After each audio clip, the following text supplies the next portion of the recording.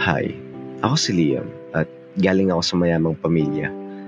Pero tinatago ko ito sa lahat ng kaibigan ko at tingin nila sa akin ay isang normal lang na estudyante na mayroong kaya. Uy, Liam, hindi ka na naman kakain?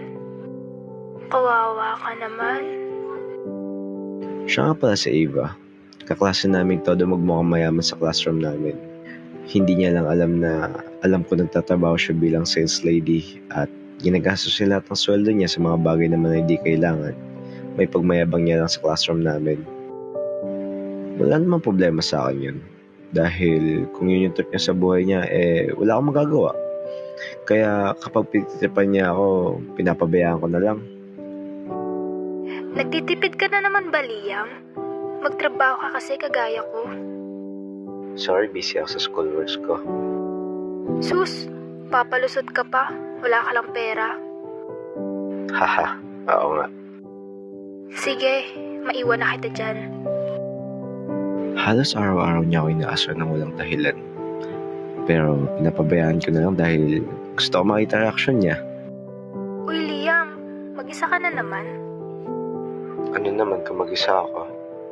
Wala lang. Gusto mo samahan kita? Parang nagiging mabait ka ata. Mabait naman talaga ako dati pa. Ikaw? Mabait? Ay, ayaw mo ba? Sige, aalis na ako. Hindi. Sige, maupo ka. Marupok ka din naman pala eh. May kakaiba talaga sa'yo ngayong araw. Huwag mo na isipin kung ano yun. Libre ka ba bukas? Bakit? Ano meron bukas? Libre kita sa mall. Kawawa ka naman kasi mukhang hindi ka pa nakaranas mag-mall. Hindi nga. Deliver mo ako. Ay, ba't ayaw mo ba? Baliw. Sige bukas. Libre mo ako. Ewan ko kung bakit siya biglang nagbago sa akin. Di ko alam kung nalaman niyang mayaman ako kaya siya nagkakaganito. Pero sumama pa rin ako sa kanya dahil gusto ko malaman kung bakit siya biglang nagbago. Saan ka na? Dito ako banda sa may mga damit. Ito nakaitim. Sige. Nakita na kita. Pogi mo ngayon ah. Nambola ka pa. Parang di mo ako inaasar ah. About dun sa pang-aasar ko sa'yo. Ano meron? Sorry.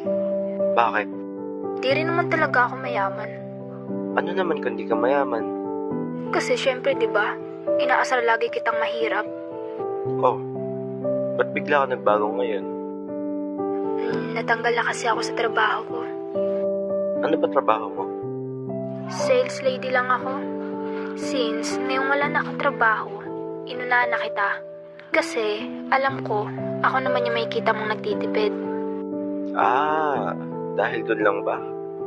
Tangik, di naman ako nangaasar or gumagante. Akala ko pa naman nalaman niya na mayaman ako. Dati ko pa naman alam na nagtatrabaho siya dun. Kaya wala nang pagbabago pakikitungo sa kanya. Bale, ano plano mo ngayon? Sa ngayon, gusto ko lang kumanta sa'yo ng kabutihan. At gusto ko rin sulitin yung araw na may pera pa ako. Ganun ba? May kakilala nga pala ako naghanap ng tao. Ano ba yung trabaho? Construction worker. Lo, tingin mo ba kaya ko magbuhat, ha? Siyempre joke lang. Sales lady din. Magiging cashier ka sa isang bookstore. Gusto mo ba?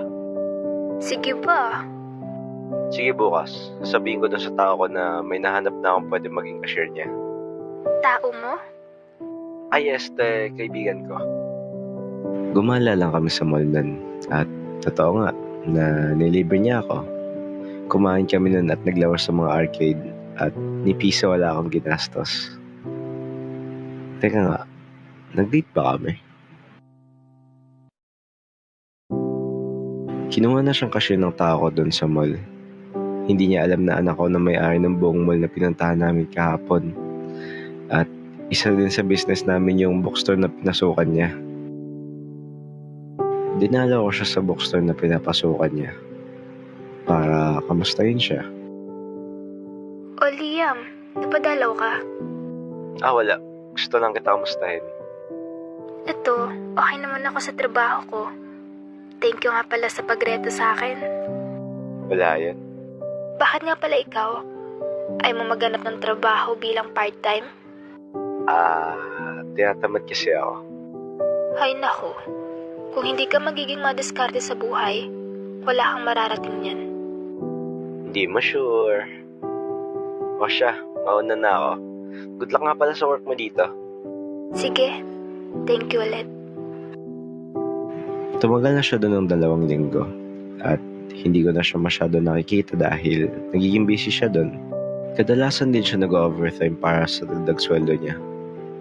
Kaya bumisita ako doon para bumili ng libro. At para makita din siya. Good morning po, sir. Oh, Liam, ikaw pala yan. Napadalaw ka. Hindi. Bibili lang ako ng libro. Sus, ikaw? Nagbabasa ka ba ng libro? Oy, nagbabasa naman ako. Sige, sabi mo eh. Napapadalas ako ng pagpunta sa kanya. At aaminin ko na din sa sarili ko. Nagugustuhan ko na siya. Kaso, nahihiya ako magsabi kaya halos kada linggo bumibili na ako ng libro sa kanila. Papadalas ang pagbili mo dito ah. Binabasa mo ba yung binibili mo? Oo naman. Ba't ko di babasahin? Hindi ako naniniwala na binabasa mo. Bakit naman? Basta, alam kong hindi mo binabasa yung mga libro. Ewan ko kung anong ibig sabihin niya dun. At di ko din alam kung paano niya nalaman na hindi ko talaga binabasa yung mga libro. Pero, bukas na bukas, aamin na ako sa kanya. Aamin na ako na gusto ko siya at kung sino talaga ako.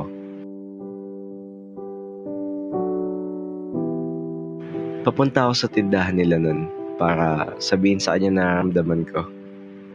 Nang biglang may bumangga sa aking kotse, agad-agad akong dinala sa ospital nun para gamutin. Magaling naman ako. Nandito nga ako ngayon sa ospital, sinusulat yung diary ko.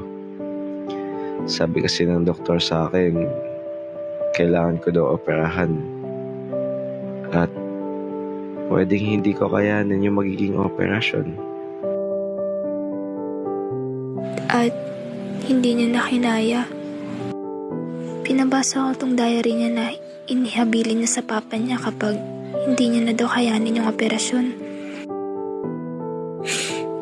Bakit naman ganun? Dapat sinabi mo sa akin una pa lang. Kaya lang naman ako nagtatrabaho doon para makabawi sa'yo at may labas ka sa magagandang lugar.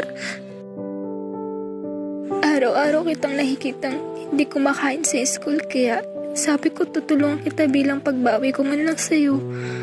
Nakapag-ipon na nga ako eh. At Liam, matagal na kitang gusto. Kaya kita inaasar para mapansin mo ako. At sana man lang, binasa mo yung mga librong binibili mo. Kada librong binibili mo, iniipit ko doon yung mga love letters ko sa'yo. Umaasang kahit isang libro lang makita mo yung nakasulat doon na ginawa ko para sa'yo. Sorry, Liam, at hindi man lang ako nakabawi sa'yo. Mahal kita, Liam, at patawad.